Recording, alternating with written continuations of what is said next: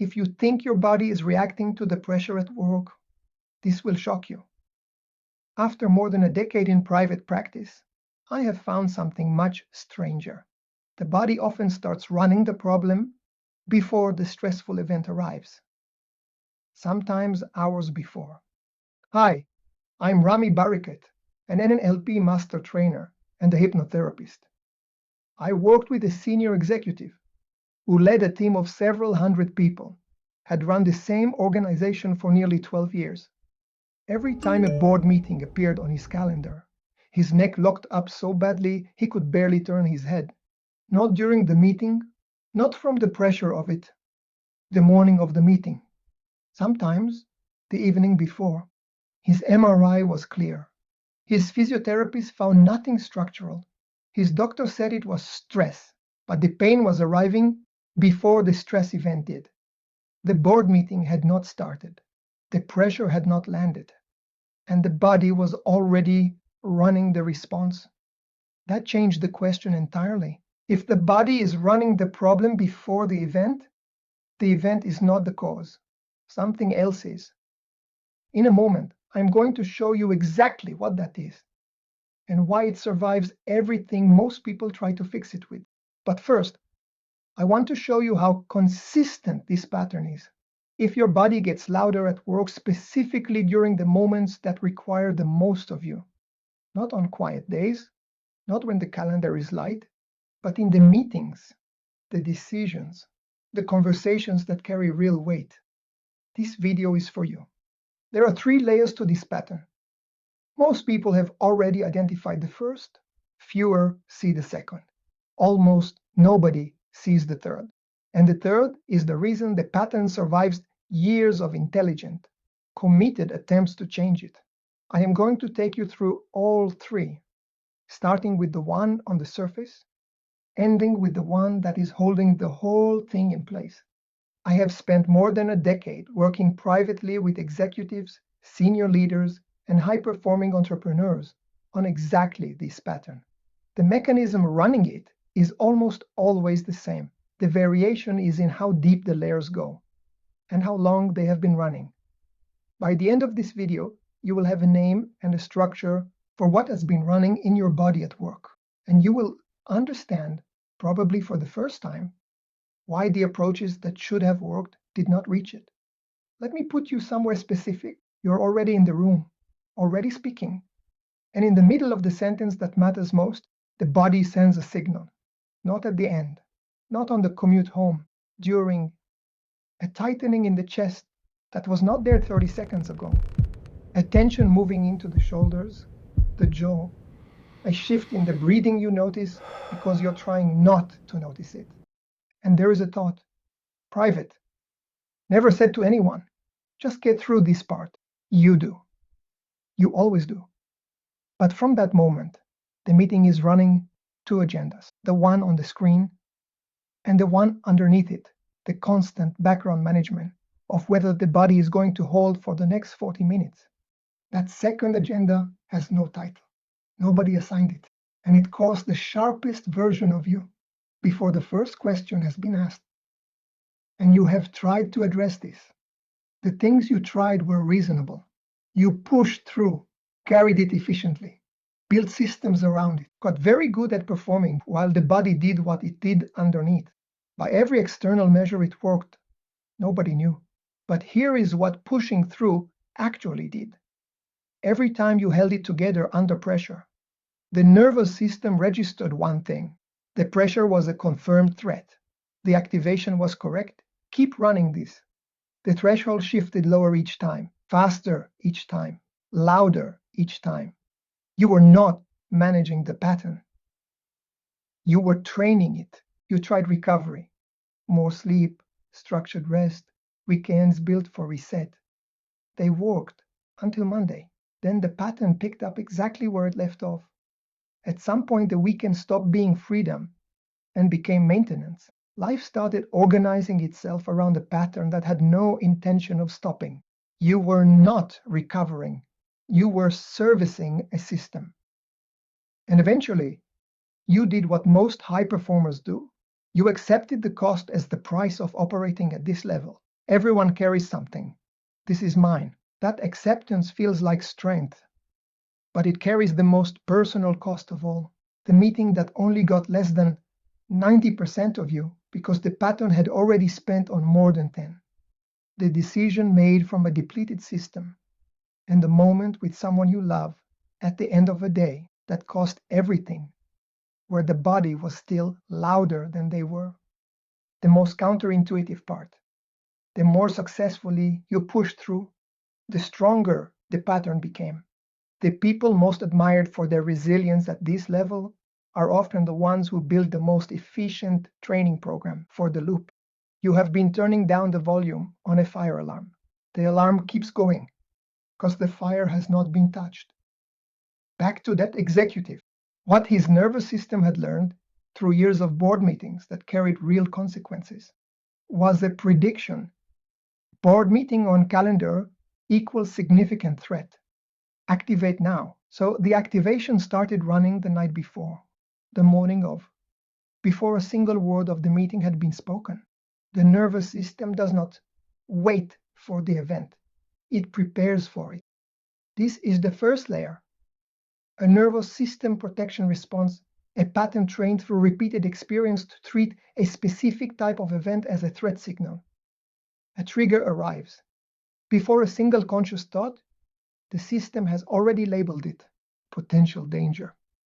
In the body, muscles tighten, breathing shallows. The system turns up the volume on physical sensation. In thinking, the clearest, most strategic part of the mind steps back. Resources were redirected to manage the threat. You are still functioning, but not at full capacity, not with everything available. Here is the first thing almost nobody says out loud. This is not a malfunction. The nervous system is working exactly as designed. The problem is not that it is broken. The problem is that it learned the wrong prediction, and it has been running that prediction on every high-stakes moment since. I worked with a lawyer, senior partner, years of high-stakes litigation, chronic tension headaches before every major deposition. Not during, before. She had tried everything, the obvious approaches first, then progressively less obvious ones. Nothing held. Here is what was happening. Once the nervous system activated, the tightening, the shift in breathing, the shallowing, that physical escalation immediately became new information. Her brain started reading. What does this mean? Is it getting worse? Am I going to get through the rest of today? That reading generated more activation, more tension, more reading. Stress was creating physical tension. Physical tension was creating more stress. The loop was feeding itself. This is the pain-stress loop, a closed circuit in the nervous system. And once it is running, it does not need an external event to keep going. It runs on its own fuel. Her headaches were not caused by the depositions. They were caused by the loop running itself, triggered by the anticipation of the depositions. And when I say pain, I do not mean only physical pain. Emotional pressure, the weight of a high-stakes environment, the anticipation of a conversation that carries consequences. It all runs the same pattern.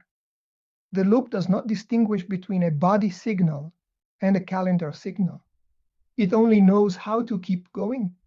This is why the three approaches hit the same ceiling every time.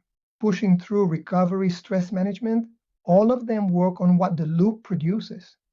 The output, the tension, the activation.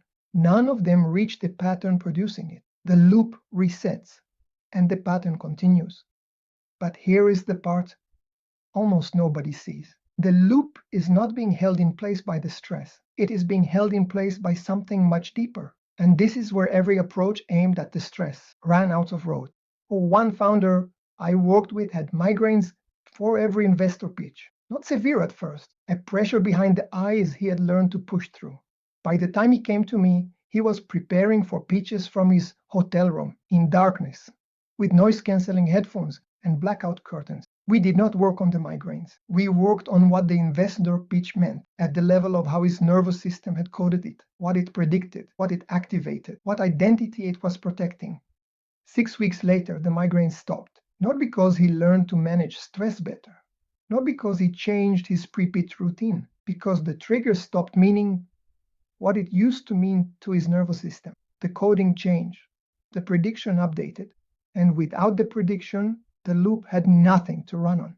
That is the third layer. You've probably been living with this pattern long enough that the adaptation has become identity. I handle this, I push through, I perform in spite of it. This is the price of doing serious work at this level. That identity is not a flaw. It built real things, but it is also the most powerful protection system the loop has. It takes the one thing that would change the pattern, honestly seeing what it costs, and makes that feel like weakness. So the loop runs, protected by the very drive that built the career. And this is why genuinely self-aware, intelligent, high-performing people stay in this pattern for years, sometimes decades. Not because they are not trying, because the greatest strength, the capacity to perform through anything, became the most efficient training program available for keeping the loop alive.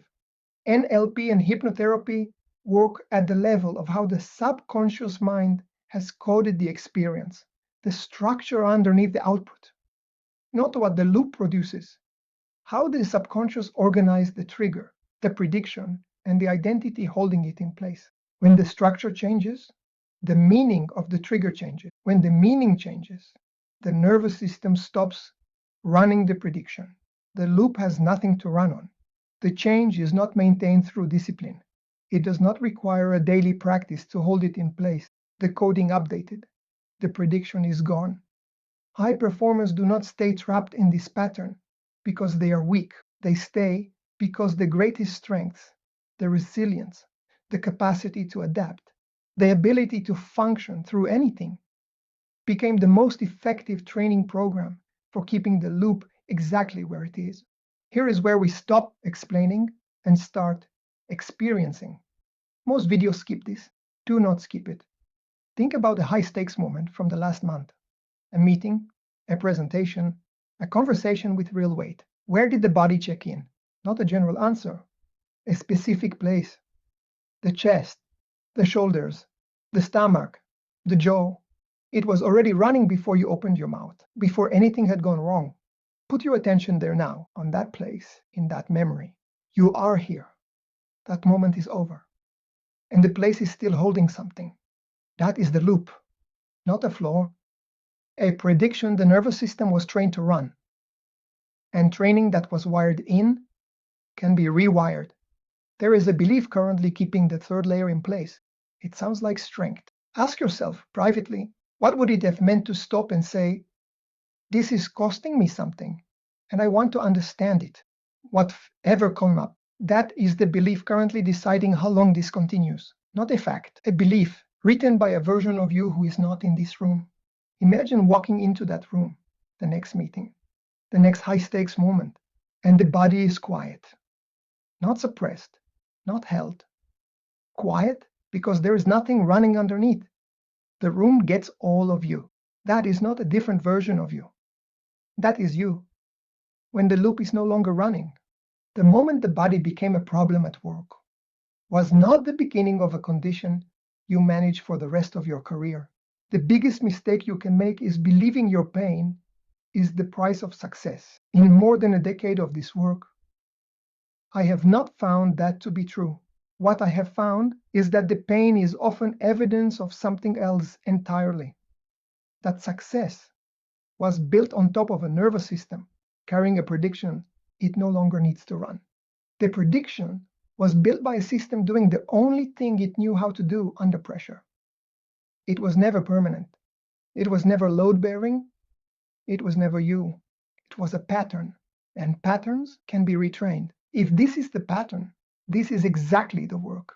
I work privately with a small number of clients using NLP and hypnotherapy at the level where the pain-stress loop is actually coded. If this resonated, the simplest way to support the work is to like this video, It helps more of the right people find it. And if you want the complete system in more depth, I wrote it all down in my book, Pain-Free Performance. It is available on Amazon. If you know someone carrying the same pattern at work, share this with them. It might be exactly what they need to hear. And if you want to keep going deeper on what the loop is, how it gets built, and what actually retrains it, subscribe to my channel. This is what I publish every week.